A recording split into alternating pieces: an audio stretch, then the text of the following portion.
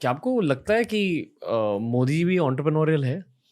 Absolutely, वो startup की तरह देश चला रहे हैं। मतलब हमारे देश में बहुत पिछले 75 साल से बहुत सारी तकलीफें थी। आप एक-एक तकलीफ को अगर देखेंगे, वो धीमे-धीमे करके उन तक, वो कहते हैं जो बाण है, जितना पीछे खींचता है हमें लगता है कि यार वो तो पीछे जा रहा है। क्योंकि जो लाइन होती है वो धनुष पे लगी हुई है। जब वो बाण पीछे खींच रहे हैं वो हम रियलाइज़ नहीं कर रहे। वो पोटेंशियल एनर्जी बढ़ा रहे हैं और उसको बाद में काइनेटिक एनर्जी में डाल के जितना पीछे जाएगा उतना ज़्यादा तेज़ तीर आगे जाएगा। तो मुझे लगता है I am a big believer, मुझे ऐसा लगता है कि भारत भाग्य विधाता। मैं पूरी दुनिया में बड़े सारे मुल्क हैं जहाँ पे मैं जा सकता हूँ, रह सकता हूँ। I am a big believer of India. मुझे लगता है कि हिंदुस्तान की तरक्की अब रोकना बहुत मुश्किल है। जितने भी नेगेटिव्स थे वो ऑब्वियसली बहुत नेगेटिव्स हैं हमारे देश के अंदर, लेकिन जिस तरीके से अब हम ग्रो करने वाले हैं, मेरे को लगता है बाय 2047, अब से 24 साल के बाद हम बहुत बहुत ही ज़्यादा डिफरेंट लेवल पे होंगे। और हम सबका, ये हम जो 140 करोड़ लोग हैं, हम सबकी नेटवर्थ बढ़ने वाली है, अच्छे काफ़ी ज़्यादा बढ़ने वाली है। जो अभी की गवर्नमेंट है वो क्या चाहती है एंटरप्रेन्योरियल सेक्टर के लिए? क्योंकि चाइना को भी इतनी ज़्यादा ग्रोथ मिली वहाँ के एंटरप्रेन्योर्स की वजह से, वहाँ की इकोनॉमी की वजह से। आई एम श्योर हमारी गवर्नमेंट भी ऐसी चीज़ों के बारे में सोच रही है, बिल्कुल। एंड आई एम श्योर आपको इन चीज़ों के बारे में जानकारी है। You have information and data. तो एंटरप्रेन्योर्स के लिए अब क्या कर रही है हमारी गवर्नमेंट, स्पेशली यंग एंटरप्रेन्योर जो अभी कॉलेज में है शायद, जिन्होंने अपनी जर्नी स्टार्ट भी नहीं की है, उन्हें क्या पता होना चाहिए? सबसे पहला ये कि हर एंटरप्रेन्योर जो अब कॉलेज और क्योंकि हम लोग खुद यूनिवर्सिटी चला रहे हैं, college is the best time to start. क्योंकि कॉलेज में फॉर्चुनेटली हमारे करिकुलम इतना ज़्यादा डेंस नहीं है, तो आपके पास टाइम बहुत ज़्यादा होता है। Best time to start, because और कॉलेज में आपके पास रिस्पॉन्सिबिलिटी नहीं है। तो अगर आपके दिमाग में एंटरप्रेन्योरियल कीड़ा है, तो आप एक काम कीजिए, आप चालू कर दीजिए और आप फेल कीजिए, कोई प्रॉब्लम नहीं है। Be a part of E cell. Unfortunately India के अंदर ई सेल पार्टिसिपेशन हार्डली 2 या 3% है। और वो भी क्यों होती है कि नहीं यार चलो ई सेल में काम करेंगे तो थोड़ी फ्री छुट्टी मिल जाएगी। ई सेल पार्टिसिपेशन को बढ़ाने के लिए गवर्नमेंट बहुत सारी तरकीबें लेके आ रही है। पहले तो ये है जो बहुत ज़्यादा इंपॉर्टेंट है। दूसरा, मेटी बहुत ज़्यादा पार्टिसिपेट कर रहा है और चाह रहा है कि लोकल फैब्रिकेटेड फैब लैब जो हमारे देश के अंदर, ताकि जितने भी हार्डवेयर एंटरप्रेन्योर्स हैं उनको है ना बहुत ज़्यादा कैपेक्स लगा के रिसर्च के लिए बहुत ज़्यादा कैपेक्स की ज़रूरत ना हो।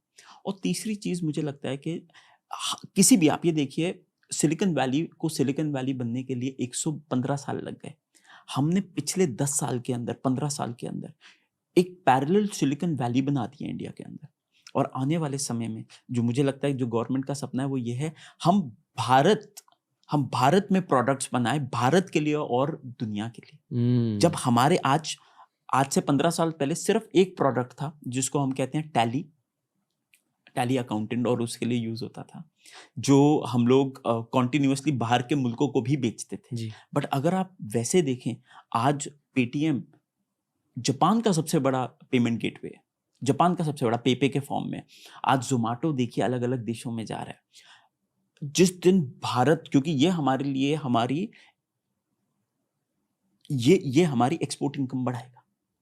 तो जिस दिन हम लोगों ने सॉफ्टवेयर, क्योंकि अभी तक हम लोग बीपीओ का देश है, या हम लोग इनोवेशन का देश नहीं है। एक गोरा आदमी कुछ सोचता है यूएस में, वो हमारे बिग फोर जो टीसीएस और इन सबको आइडिया दे देते हैं और वो यहाँ पे कोड करके बनाते हैं। हम लोग उनके है ना, बेसिकली हम उनके है ना प्रोटोटाइप डेवलपर्स हैं।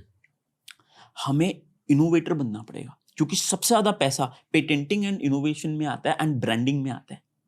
तो जितने, और एक और चीज मैं आपको यहाँ, व्हाट डू यू मीन कि सबसे ज्यादा पैसा इनोवेशन और थिंकिंग में आता है। मतलब अगर आपने कुछ ओरिजिनल प्रोडक्ट बनाया तो? हाँ, आप फेसबुक का जो आइडिया है, वैल्यू उसकी ज्यादा है idea plus execution, rather than Facebook की मेंटेनेंस और सर्वर मेंटेनेंस, जहां पे पैसा बहुत ज्यादा कम है, जो उनकी टीम हैदराबाद में बैठती है। अगर आप देखें गूगल का, और ये एक ऐसी फाइट है जो हम लोग एडीआईएफ के थ्रू कर रहे हैं।